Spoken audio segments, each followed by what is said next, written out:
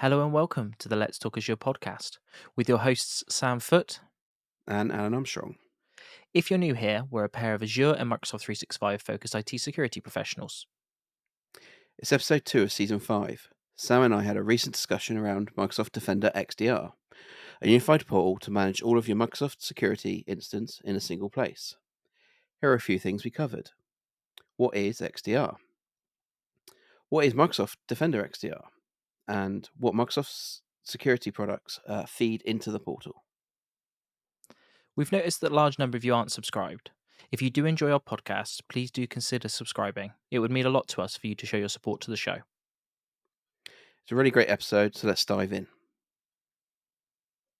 Hey Alan, how are you doing this week? Hey Sam, not doing too bad. How are you? Yeah, good, thank you. Good, thank you. What is this now? Are we third working week of 2024? So we're definitely past the Happy New Year phase, right? I think we've Yeah, we've probably got to that stage now, to be totally honest with you. yeah, definitely. Yeah, it feels longer to be fair. Yeah, well, that is the thing with January, isn't it? Right? You if you're lucky enough to you get a break, and then you've got a big long month to sort of slog through, right? So yeah, no, definitely. Any interesting technical sort of updates over the past week that you've been excited by? I guess the only announcement we heard at the beginning of this week about new SKU and some minimum requirements for Microsoft Copilot for 365 that came out, so more people can actually start using it that are on the smaller or lower numbers of licensing. Because there was a cap for 300, minimum of 300 seats, and now that's gone. So it's really good. So people can start testing it out a little bit more. Yeah, definitely, and that the scenario of being able to use Copilot with your own organization's data, is we've seen some really sort of powerful use cases of that. So it'd be really interesting to see as more people test that, get on board with it. You know, and I think this will just allow organizations to start that validation, right? Buy a smaller subset of users some licenses and then see how you get on with efficiencies, right, without having to make quite a big investment of 300 seats, build annually. It's quite a big one. And maybe not, if you balance that with productivity and you know then in turn cost savings, right? um but in order to validate it, you had a pretty steep you know um risk that you had to bear probably now, but you that a lot of that's gone away now.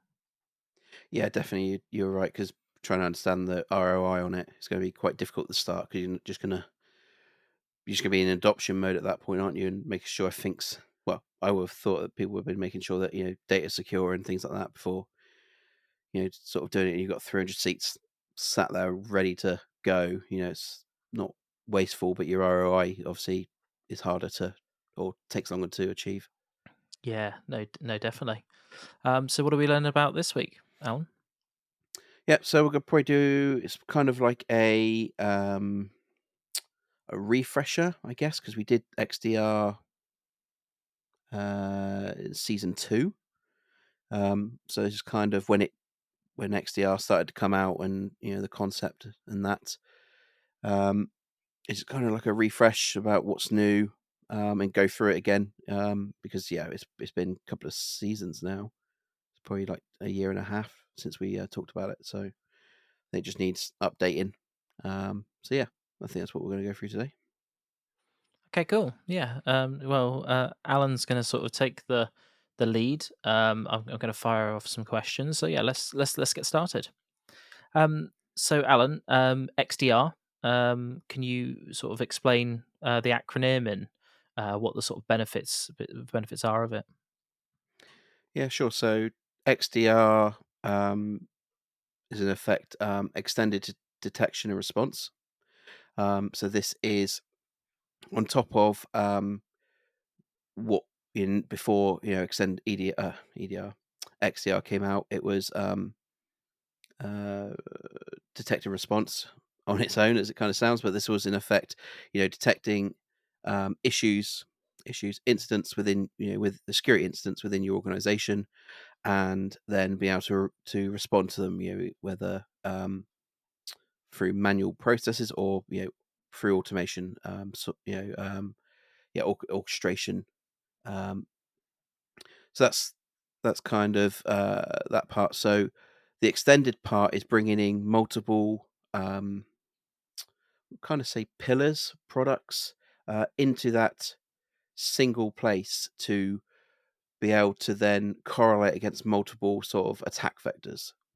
So we could talk about this being your endpoints, your identity, as well as things like email, um, firewalls, networking, as well as your applications. So this is bringing it into one place, and it's a bit more than just your SIEM capability, because this is being able to also respond um, to any of those products, and to somewhat automate the correlation between all of them. So if we talk about SIEM, yes, we can get those signals that log data in there, but then we have to correlate against all of those products.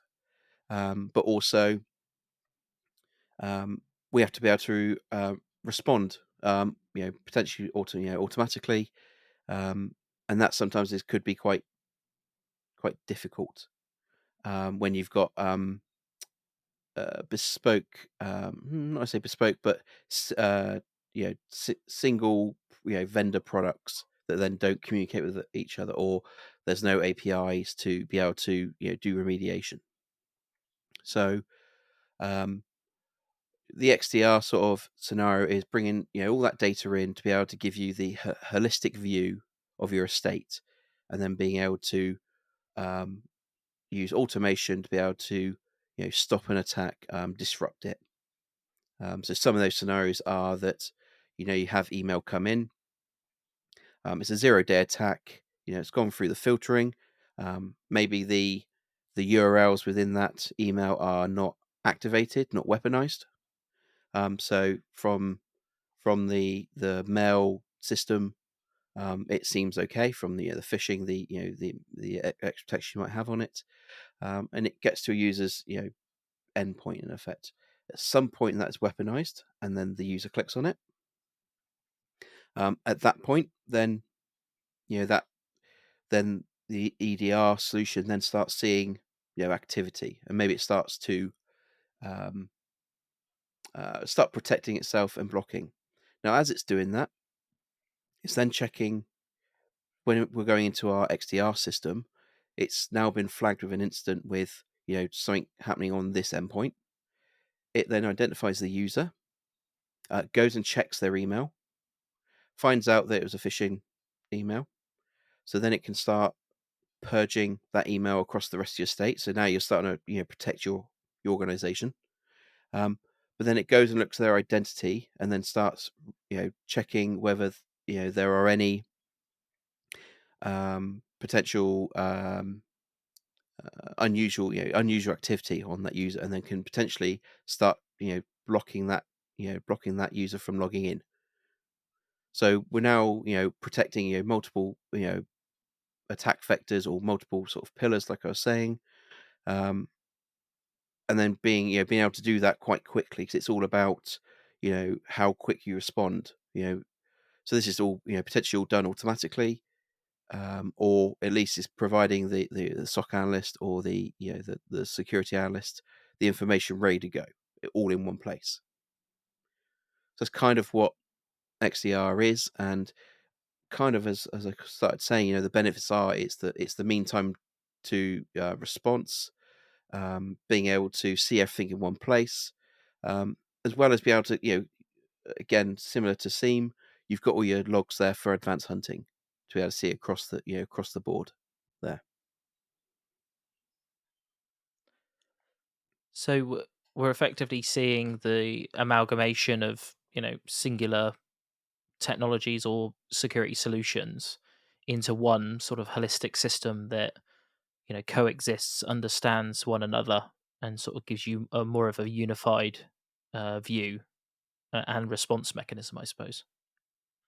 Yeah, exactly. And um, exactly that. And we're seeing, various security vendors, Microsoft, um, uh, Crowd CrowdStrike, and various ones are now bringing out, XDR solutions where they can now cover more of those attack vectors, those pillars um, of data kind of thing. So, like you said, it's being able to bring it all together and then to be able to remediate as quick as possible across those products. Because we see when we buy um, sort of pockets of solutions, it's very difficult to for them to understand each other and to get an awareness of what's happening in an attack. Because it might be that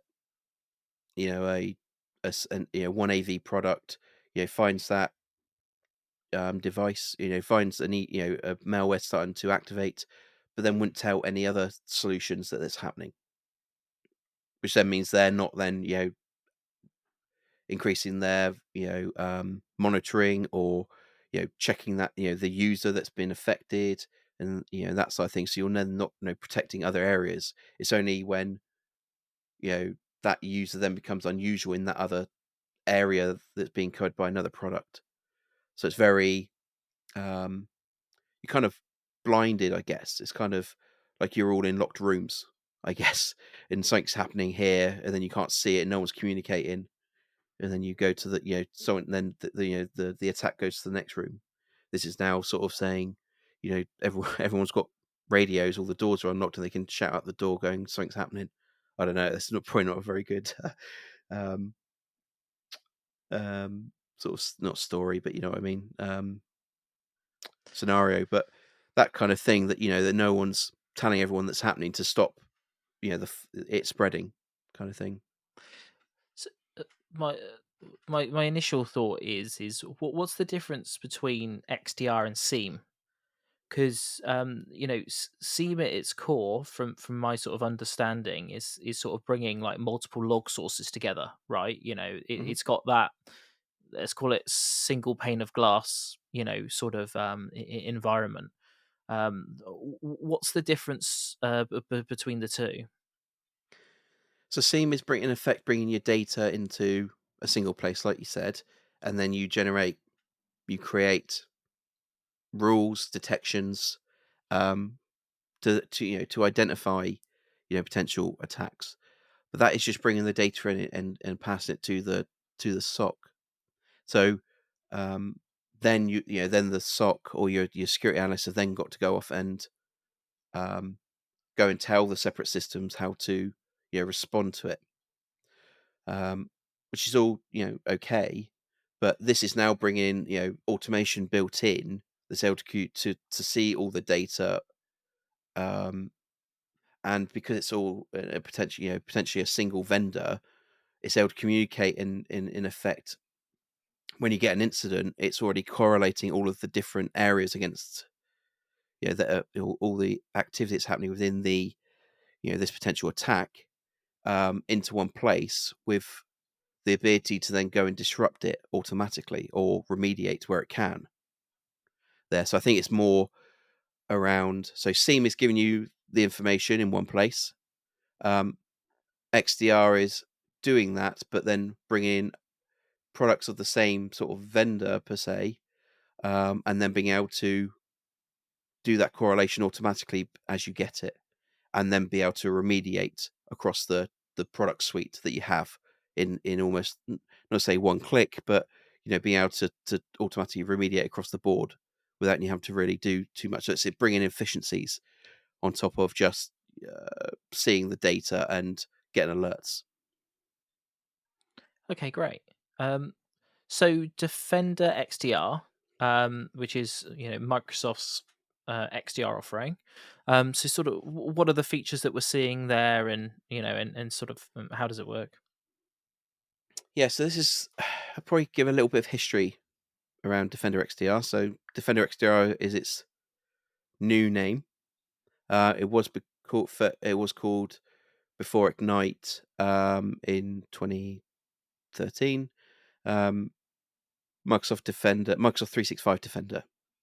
But previously to that, it started off with just being, I say just being the security center where you can see your secure score, and it also had Defender for endpoint in there, so the EDR capability.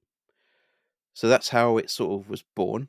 And then as Microsoft started to bring in some of the other defenders into play, so Defender for Office, Defender for Cloud Apps, and Defender for Identity, they then started to bring those products into the portal. So that's been happening over the last couple of years.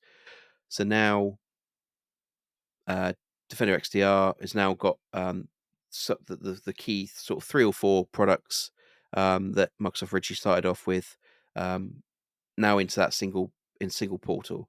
There are still a few things still moving, but now it's been brought into one place, and within that, you can now do advanced hunting against all of the data there. Now it's all in one place. There's not separate sort of systems. So now you can easily correlate against the other data. So the Defender XDR portal is now got those products in. It's now recently brought in some other new sort of data feeds. But in essence, it's got this automatic instant response built in now, which is that sort of AI driven automation there. So when we see an incident, it starts an investigation, and as it's doing that, so kind of that scenario I said about an email coming in, an investigation gets started. It starts pulling lots of data about the endpoint, potentially there being an attack on an endpoint. Whilst it's doing that, it's remediating the endpoint. So it's stopping the malware from running, blocking ports, blocking communication to command and controls, that kind of thing. But as it's doing that, it's now looking at the user. It's looking at how it came in. Is it via email? If it works out it's an email, it then goes and checks what the attachments were, what the URLs were, using Defender for Office sort of product to do that. Once it works out it was a malicious email, it then goes off and does a 0-hour purge, which then removes it from the any references to this for the user, but anyone else that's received it in the organization. The safe links, safe attachments, all that gets activated and all gets blacklisted.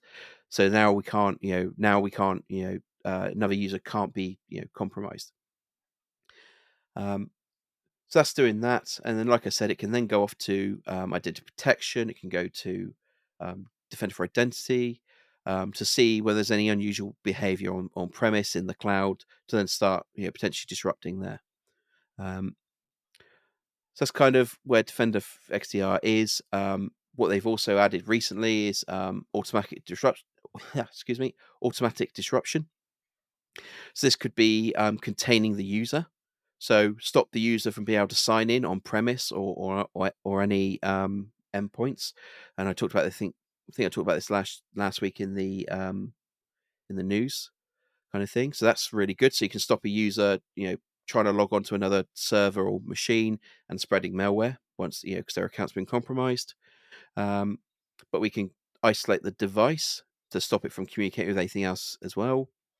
And it's just really starting that sort of process there now, where Microsoft are now bringing in all these new disruptions and using the data from these other products.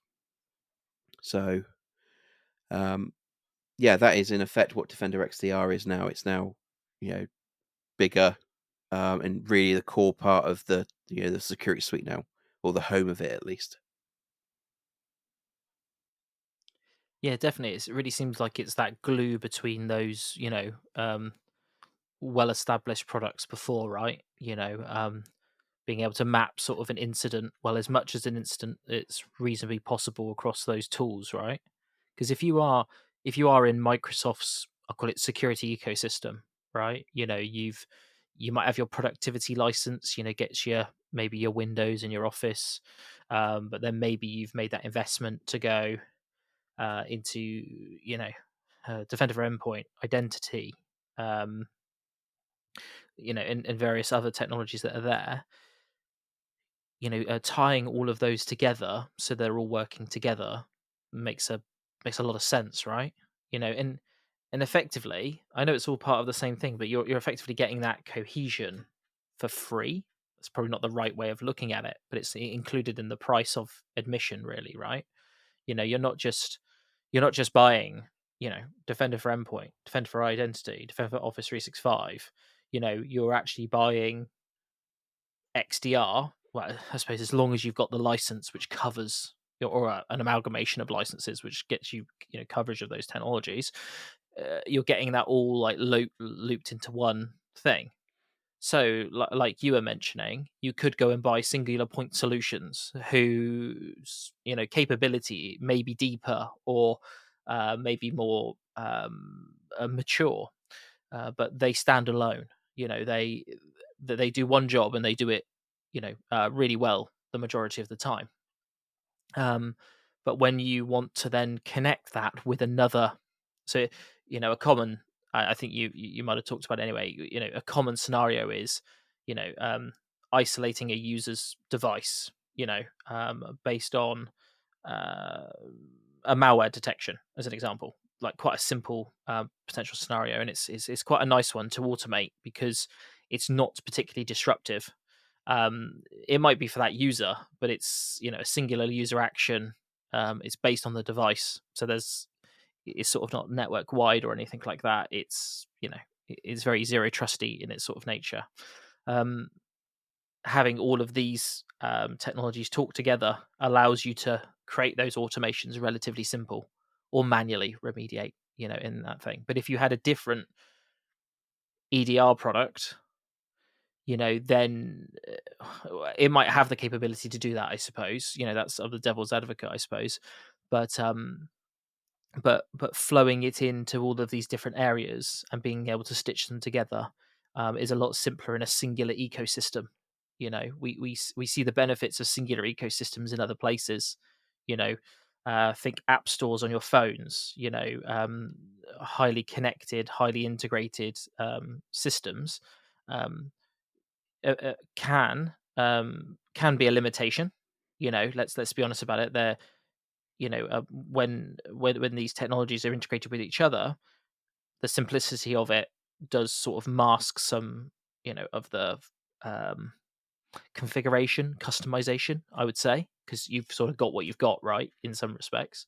But when they work together really in a really powerful way, which that aggregate effect I think is probably unmatched, really.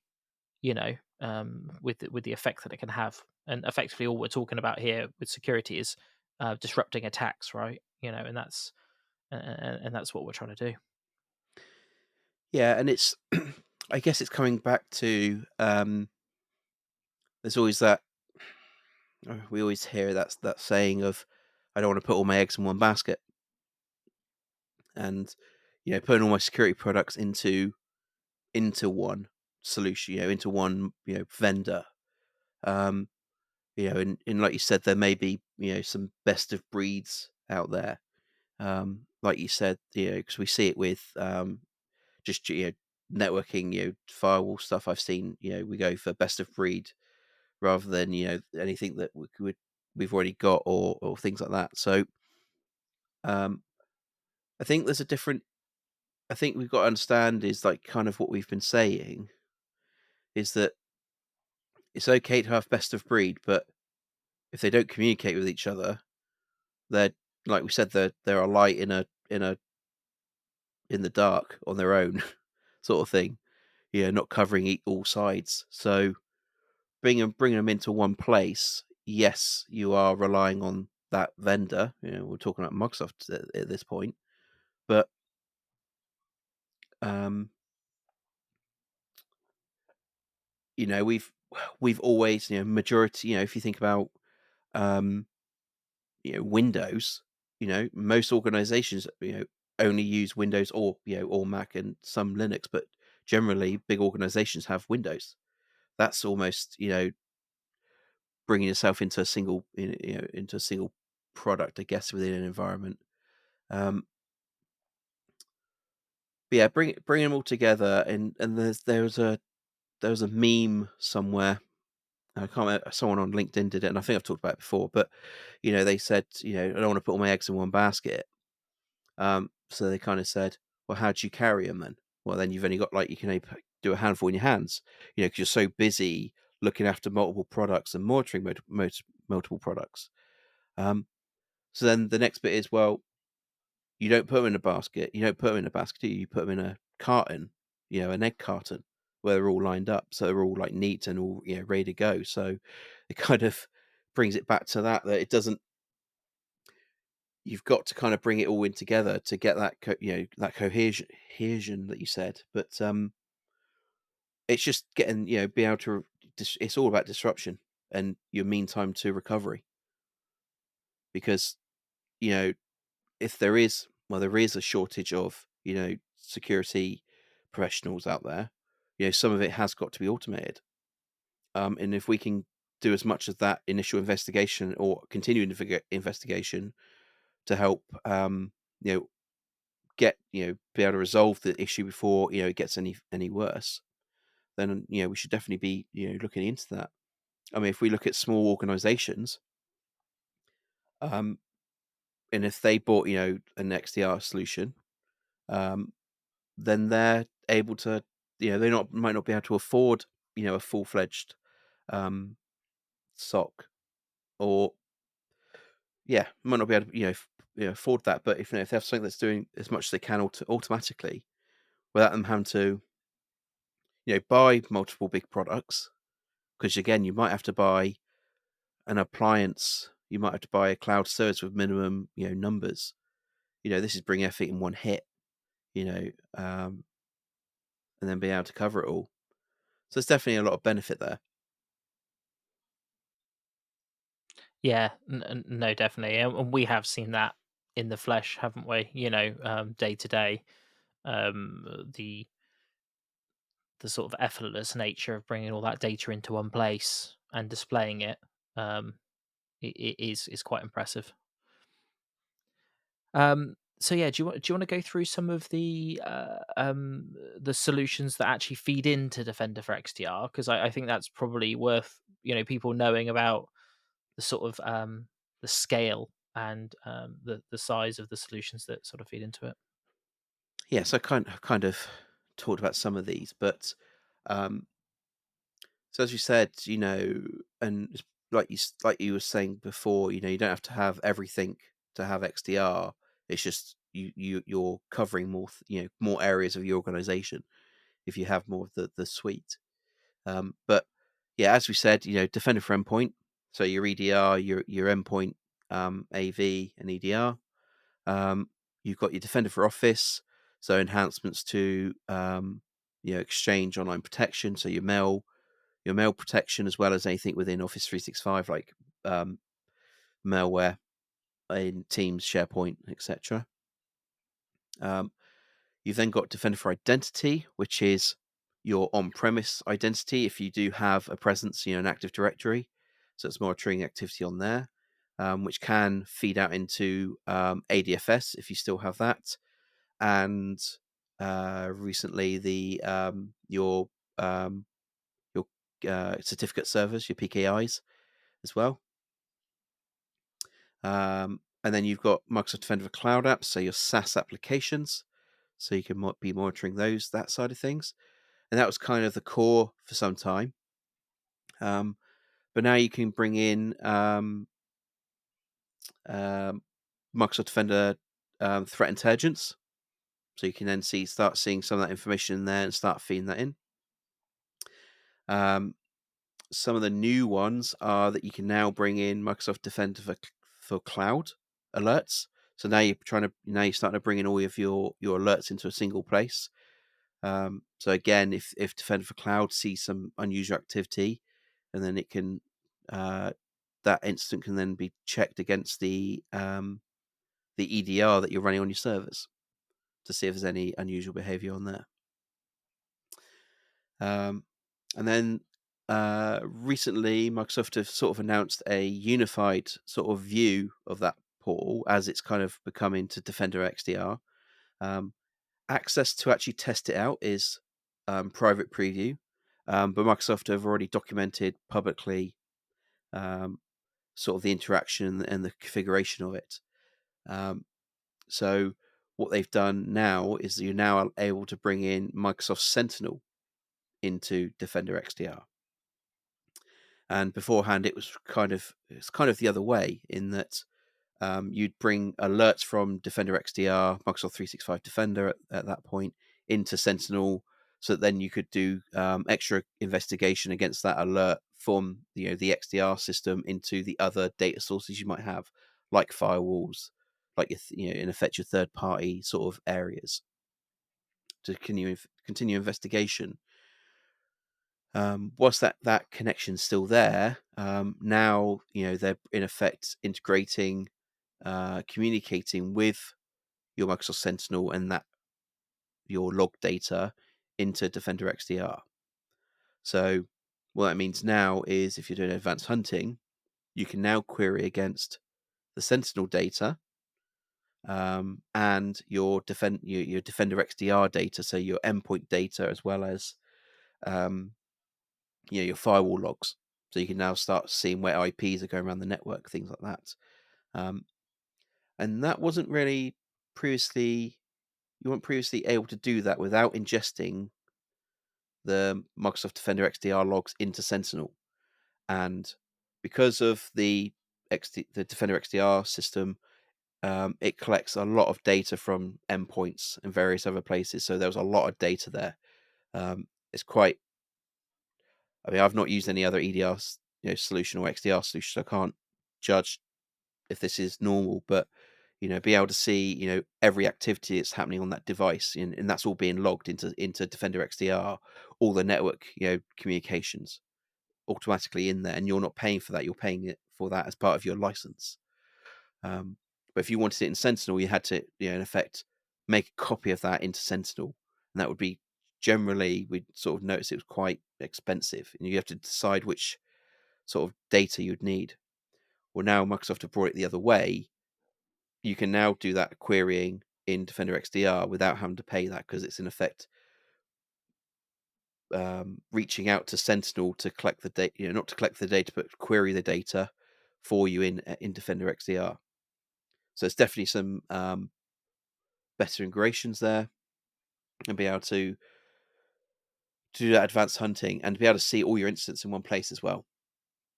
So yeah, I think that's kind of the main things that have gone in there. So the other one is I think some of the purview incidents are going in there, and Defender for Identity from Entra, not Defender for Identity, Entra Identity Protection. Sorry, is going into there now. So unusual behavior in Entra.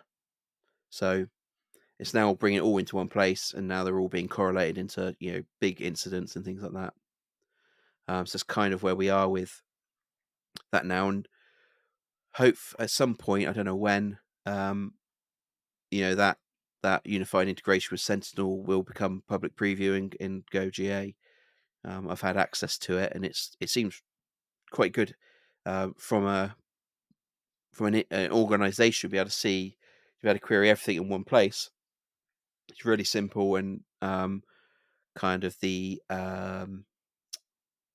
roles that you can generate can also feed into Sentinel as well, so you can see that data there as well. And I guess the only other thing to talk about briefly is that in effect, Microsoft Security Copilot is going to sit on top of this here. Whilst we've seen the demos and things like that. It's still in early access, private preview, so we can't talk too much about what we've seen around it. But definitely looks, good to help with that, with those incidents and things like that. And with that data all being in one place, it makes it easy for it to, to query and to get you the information out. Yeah, no, definitely. It's almost XDR in a way is almost, I don't want to say this sound in a negative way, but overwhelming the amount of data that's all being sort of pushed into one place, right?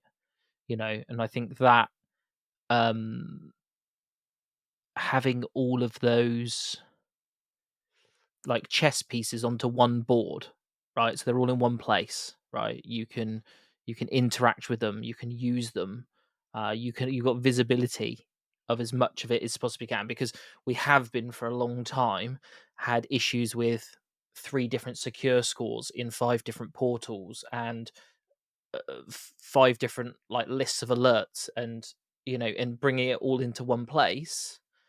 I don't really come at that from a criticism sort of angle. I think it's just a byproduct of the scale of investment and development that's Mm. gone on in these areas. As they've built out, it's been like, right, okay, we've got another portal here, we've got another technology over there. They've been, Microsoft themselves have sort of been building them in silos, if that makes sense, right? And then bringing them together into one single place. So just having one place that you go to, that it is really powerful. I think, and that is, I'm I'll take my naivety. I don't know how the rest of the market looks from that. I've got Mm. to be completely honest with you about how mature, your crowd strikes are, X, Y, or Z, right? But we've seen organizations, that are already like heavily invested in Microsoft. It's almost a no-brainer to reduce those point solutions, bring it all into one place, because yeah, you may put all your eggs in one basket, but that basket's usually cheaper than, holding three or four baskets, right? So bad analogy. But anyway, yeah. Yeah, and it's probably, and the good thing as well, because they've been putting all of the portals, the main portals at least, into the same place, is that all that configuration now. So I'd say a good, say 75 to, I feel like 75 to 80% of that of configuration for your security suite for Microsoft is now in that portal. So now you can pretty much configure most of it in there. Um, from a service perspective, at least, there are, for Defender for Endpoint, you still need to deploy config, and yes, you can do it from that portal if you're using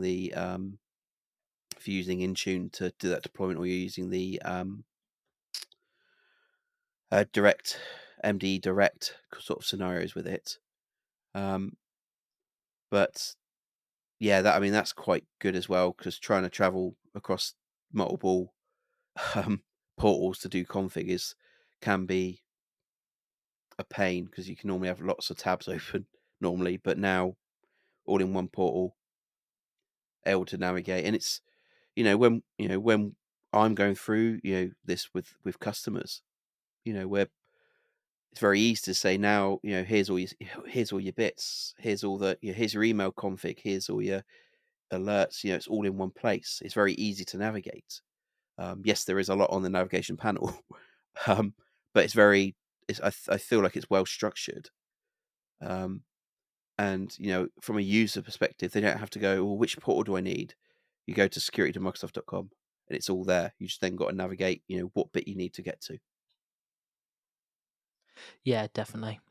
So Alan, the elephant in the room, the always the tricky conversation.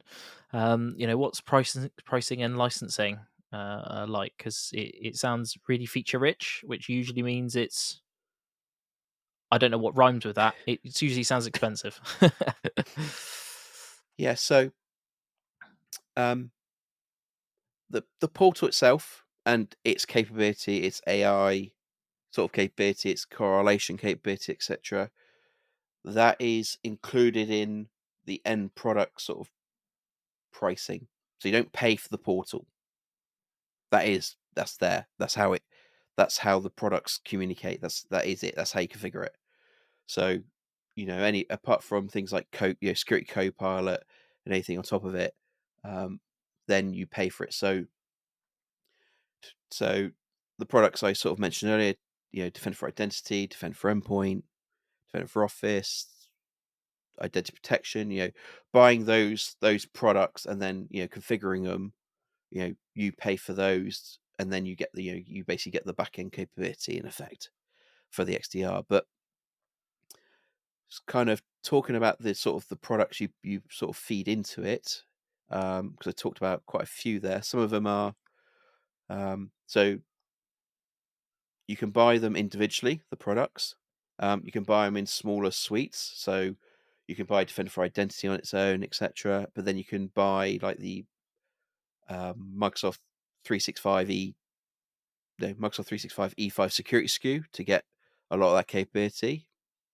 You can go full E5, which then gives you the most of the end products, including Purview side of things. If you go N365 E5 to feed into it, so you can buy those in SKUs, and then Defender for Cloud is done by subscription for each subscription and consumption.